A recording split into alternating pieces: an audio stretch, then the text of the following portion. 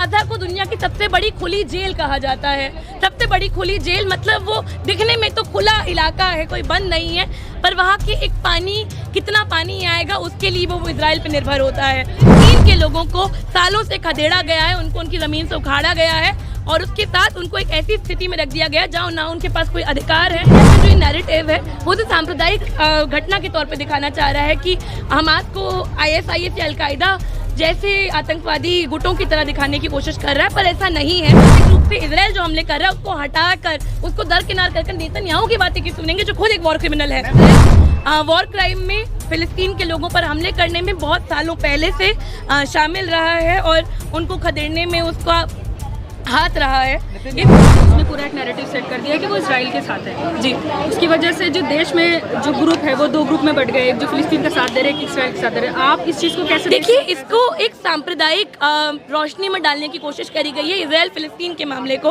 और हमें समझना होगा कि ये सिर्फ एक सांप्रदायिक मामला नहीं है, ये एक बहुत ही राजनीतिक मामला है, ये बहुत ही आर्थिक मामला भी है, कि अर्थव्यवस्था से जुड़ा हुआ मामला है।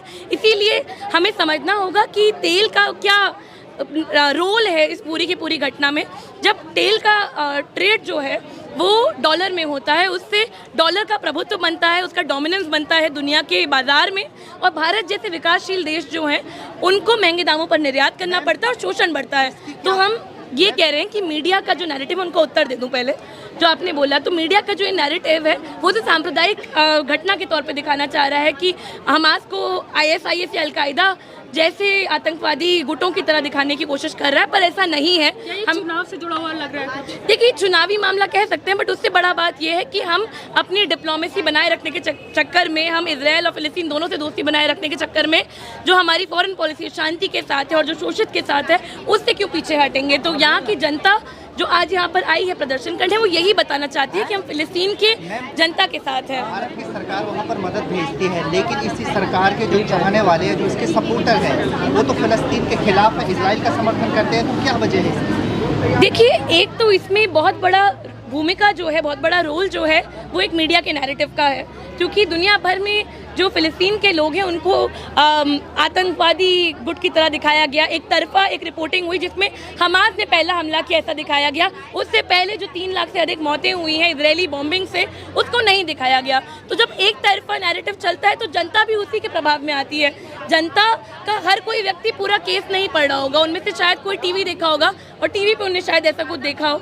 उसके साथ साथ एक सांप्रदायिक माहौल चल रहा है देश में, जिसमें मुस्लिम एंगल की वजह से तो नहीं हो रहा है, सांप्रदायिक इसको रुख देने की कोशिश करी जा रही है, पर इसका मतलब ये नहीं है कि जो जनता है, खासकर वो लोग जैसे छात्र हो गए, जो लोग, आप पत्रकार हैं, आप लोग जो इस मामले को पास से देख रहे हैं, इसको फॉलो कर रहे हैं, उनको पता है कि ये सिर्फ सांप्रदायिक घटना नहीं है, ये सिर्फ 2 धर्मों की बात नहीं है, 2 विश्वास की बात नहीं है। ये पूरा का पूरा मामला जो है वो एक चाल है एक पूरे इलाके को खदेड़ फेंकने की, जिससे पूरा का पूरा इजराइल और अमेरिका का जो गठजोड़ है उससे एक प्रभुत्व बन पाए पूरे मध्य पूर्वी दुनिया के भाग में, और हम उसके भी खिलाफ हैं, क्योंकि इससे हमारे देश जैसे जो देश है उनमें भी शोषण बढ़ेगा। अमेरिका जितना जितना ताकतवर होगा, हमारे जैसे देशों का भी शोषण बढ़ेगा। लेकिन भारत का मीडिया कह रहा है कि आतंकी हमला है इजराइल पर लगातार। देखिए, कोई भी इंसान अगर डेस्परेट मूव में, डेस्परेट मतलब बहुत ही मजबूरी में उठाया गया कदम, गाज़ा को दुनिया की सबसे बड़ी खुली जेल कहा जाता है।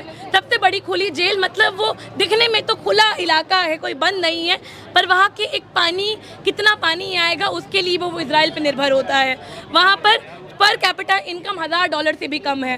तो हमें ये समझना होगा कि बहुत गरीबी में, बहुत भुखमरी में जीने वाला जो एक देश है उसको खतरे के रूप में दिखाया जा रहा है। आखिर वो खतरा कैसे हो सकता है, हम ये सवाल उठा रहे हैं। एक बड़ी ताकतवर देश, जिसके पास दुनिया के सबसे ताकतवर देशों में से एक, सबसे साम्राज्यवादी ताकत में से एक अमेरिका का समर्थन प्राप्त है, उसको एक विक्टिम की तरह, उसको एक शोषित देश की तरह दिखाया जा रहा है, जबकि कहानी इसकी विपरीत है। फिलिस्तीन के लोगों को सालों से खदेड़ा गया है, उनको उनकी ज़मीन से उखाड़ा गया है और उसके साथ उनको एक ऐसी स्थिति में रख दिया गया जहाँ ना उनके पास कोई अधिकार है। लोग प्रोटेस्ट कर रहे हैं, उन पे या तो FIR हो जा रही है या उन्हें डिटेन कर लिया जा रहा है। आप लोगों को डर नहीं लग रहा है ये अभी? देखिए, डरने का वक्त नहीं है। हमें पता है कि हम जो सही है या जो शोषित है उसके साथ है, और हम शांतिपूर्वक ढंग से शांति की बातें कर रहे हैं यहाँ पर। हम तो कह रहे हैं, इस पर भी लिखा है कि यूएस को अपने जो नेवी ट्रूप्स हैं उनको विड्रॉ कर लेना चाहिए।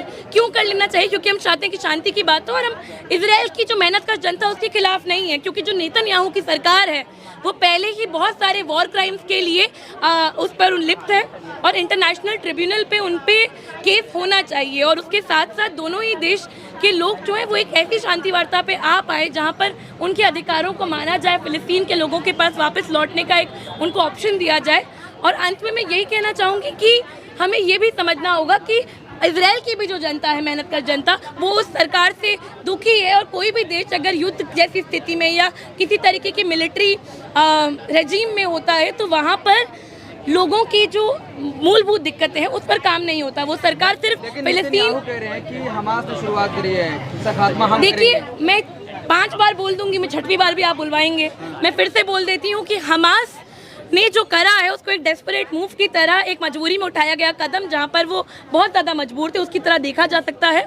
और इसको अलकायदा, ISIS जैसे किसी टेररिस्ट ग्रुप की तरह लेबल करना एक बहुत ही गलत कदम होगा। हम ये नहीं कह रहे कि हमास ने सही करा या गलत किया, पर उससे पहले ऐतिहासिक रूप से इजराइल जो हमले कर रहा है उसको हटाकर, उसको दरकिनार कर नेतन्याहू की बातें की सुनेंगे जो खुद एक वॉर क्रिमिनल है। मैम, गाजा में हॉस्पिटल पे जो अटैक किया गया उसमें 500 से ज़्यादा लोगों की मौत हो गई, क्लियर इजराइल का नाम था, लेकिन बाद में इसको बैलेंस करने के लिए कहीं ना कहीं ये शक डाल दिया गया कि हमास ने खुद अटैक किया है। देखिए, शक डालने में क्या है, कॉन्स्पिरेसी थ्योरी तो मीडिया में चलती ही रहती है और मीडिया ट्रायल भी चलते ही रहते हैं।